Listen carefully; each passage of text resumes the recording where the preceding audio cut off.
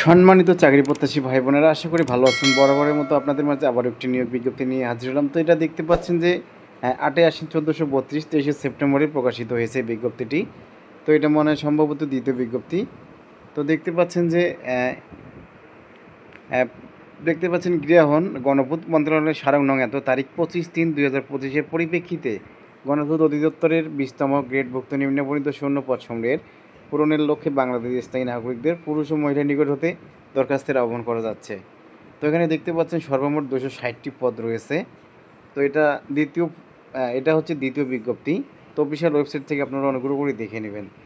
তো এখানে দেখতে পাচ্ছেন যে পদের নাম হচ্ছে অফিস সহায়ক 8,250 টাকা থেকে 20,010 টাকা, গ্রেড হচ্ছে 20।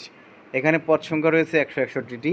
কোনো স্বীকৃত শিক্ষা বোর্ড হতে মাধ্যমিক স্কুল সার্টিফিকেট বা সমমানের পরীক্ষায় উত্তীর্ণ এই যোগ্যতাগুলো লাগবে। তারপরে দেখতে পাচ্ছি নিরাপত্তা প্রহরী 81টি পদ রয়েছে। বেতন হচ্ছে 20তম গ্রেড 20,010 টাকা এবং 8,250 থেকে শুরু। তো এখানে 81টি পদ রয়েছে। ভালো দৈহিক গঠন, সুস্বাস্থ্যের অধিকারী ও সরকার কর্তৃক স্বীকৃত স্কুল হতে অষ্টম শ্রেণী পাশ উত্তীর্ণ। তো তারপরে দেখতে পাচ্ছেন মালি 18টি পদ রয়েছে। 8,250 থেকে 20,010 টাকা, গ্রেড হচ্ছে 20। বাগানের কাজে 3 বছরের অভিজ্ঞতা সহ সরকারকৃত স্বীকৃত স্কুল হতে অষ্টম শ্রেণী উত্তীর্ণ। তো এখানে দেখতে পাচ্ছেন মোট পদ 260টি। তো তার আগে বলে রাখি প্রিয় চাকরি প্রত্যাশী ভাই বোনেরা, আমাদের চ্যানেলে যদি নতুন দর্শক বন্ধু হয়ে থাকেন অবশ্যই চ্যানেলটাকে সাবস্ক্রাইব করে রাখবেন। কারণ আমরা সকল ধরনের সরকারি বেসরকারি সব ধরনের নিয়োগ বিজ্ঞপ্তিগুলো যাচাই বাছাই করে সবার আগে দেওয়ার চেষ্টা করি। তো আমাদের এই চ্যানেলটি দেখতে পাচ্ছেন আপনারা, এখানে দেখতে পাচ্ছেন সাবস্ক্রাইব বাটন, অবশ্যই এখানে সাবস্ক্রাইব করে অবশ্যই বেল আইকনে দেখতে পাচ্ছেন ক্লিক করে সবগুলিতে সিলেক্ট করে দেবেন। তাহলে আমাদের পরবর্তীতে ভিডিওগুলো আপলোড করব সবার আগে আপনার নোটিফিকেশন শো করবে। তো সবার আগে ভিডিওটি পাওয়ার সাথে সাথেই দেখার পর আপনারা আবেদনটি কমপ্লিট করে নিতে পারবেন এবং যাচাই বাছাই করতে পারবেন। তো অবশ্যই অনুরোধ থাকলো চ্যানেলটিকে সাবস্ক্রাইব করে অবশ্যই ভিডিওতে একটি করে লাইক করবেন, কারণ আপনাদের একটি লাইক আমাদের ভিডিও বানাতে কিন্তু পরবর্তীতে উৎসাহ বাড়ায়। তো চলুন বেশি কথা বাড়াচ্ছি না, বাকি যে বিস্তারিত আলোচনা আছে সেগুলো আপনাদের মাঝে শেয়ার করব। তো এখানে প্রতিটি চাকরির ক্ষেত্রে কিছু শর্ত সমূহ থাকে, তো এটা নিয়েই আমরা আলোচনা করব। দেখতে পাচ্ছেন 1 নম্বরে উপরে উল্লিখিত পদ সমূহের জন্য বাংলাদেশের সকল জেলার প্রার্থীগণ আবেদন করতে পারবেন। তো এটা ভালো একটি সুখবর। 64 জেলার মানুষ এখানে আবেদন করতে পারবেন। তারপর দেখতে পাচ্ছেন 1/10/2025 তারিখের আবেদনকারীর বয়স 18 থেকে 32 বছরের মধ্যেই হতে হবে। বয়স প্রমাণের জন্ম নিবন্ধন, জাতীয় পরিচয়পত্র বিবেচনা করা হবে। বয়সের ক্ষেত্রে কোনো অ্যাফিডেভিট গ্রহণযোগ্য হবে না। একজন ব্যক্তি উপরে উল্লেখিত পদ সমূহের যে কোনো একটির জন্য আবেদন করতে পারবেন। মৌখিক পরীক্ষার সময় সকল সনদপত্রের মূল কপি প্রদর্শন করতে হবে এবং দাখিলকৃত আবেদনপত্রের মুদ্রিত কপি সহ সত্যায়িত এক সেট সনদ প্রার্থী দাখিল করতে হবে। প্রার্থীকৃত প্রদত্ত কোনো তথ্য বা দাখিলকৃত কাগজপত্র জাল, অসত্য অথবা বিজ্ঞপ্তিতে চাওয়া শর্তের সাথে অসামঞ্জস্যপূর্ণ প্রমাণিত হলে কিংবা পরীক্ষার নকল বা অসাধু উপায় অবলম্বন করলে সংশ্লিষ্ট প্রার্থীর প্রার্থিতা বাতিল করা হবে এবং তার বিরুদ্ধে যথাযথ আইনানুগ ব্যবস্থা গ্রহণ করা হবে। ভুল তথ্য, জাল কাগজপত্র প্রদর্শিত হলে পরীক্ষায় উত্তীর্ণ যে কোনো প্রার্থিতা যে কোনো পর্যায়ে বাতিল করার ক্ষমতা কর্তৃপক্ষ সংরক্ষণ করে। নিয়োগ সংক্রান্ত বিষয়ে নিয়োগকারী কর্তৃপক্ষের সিদ্ধান্তই চূড়ান্ত বলে গণ্য হবে। তো দেখতে পাচ্ছেন আবেদনপত্রে ব্যক্তিগত ও সচল মোবাইল নম্বর প্রদান করতে হবে। তো আপনারা সবসময় যে নাম্বারটি ব্যবহার করেন অবশ্যই সেটি দিয়ে দিবেন। তো প্রার্থী নির্বাচন ক্ষেত্রে প্রচলিত সরকারি বিধি মোতাবেক সর্বশেষ কোটা পদ্ধতির নীতি অনুসরণ করা হবে। এই বিজ্ঞপ্তি আংশিক বা সম্পূর্ণ বাতিল করার ক্ষমতা কর্তৃপক্ষ সংরক্ষণ করেন। কর্তৃপক্ষ পদের সংখ্যা বাড়ানো, বাতিল প্রত্যাহারের ক্ষমতা সংরক্ষণ করেন। নিয়োগপত্র জারির পরেও স্বাস্থ্যগত পরীক্ষা ও পুলিশ ভেরিফিকেশনে কোনো প্রকার অসঙ্গতি থাকলে নিয়োগ বাতিল বলে গণ্য হবে।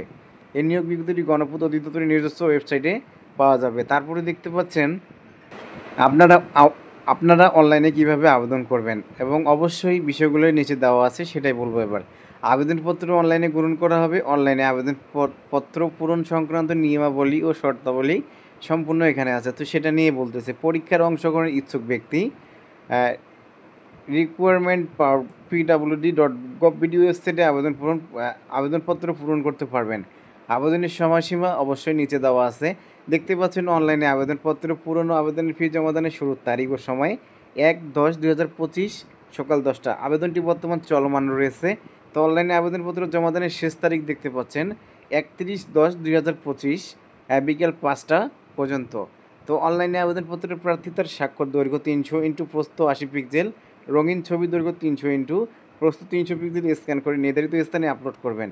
আবেদনকারী শিক্ষা অভিজ্ঞতা, দক্ষতা ইত্যাদি সংক্রান্ত সনদের কপি আবেদনের সাথে আপলোড করতে হবে। অনলাইনে আবেদনপত্রের পূরণকৃত তথ্য যেহেতু পরবর্তী বিভিন্ন ক্ষেত্রে ব্যবহৃত হবে, সেহেতু অনলাইনে আবেদনপত্র সাবমিট করার পূর্বেই পূরণকৃত সকল তথ্যের সঠিকতা সম্পর্কে প্রার্থী নিজে শতভাগ নিশ্চিত হবেন। প্রার্থী অনলাইনে পূরণকৃত আবেদনপত্রের একটি রঙিন প্রিন্ট কপি পরীক্ষা সংক্রান্ত যে কোনো প্রয়োজনীয় সহায়ক হিসেবে সংরক্ষণ করবেন।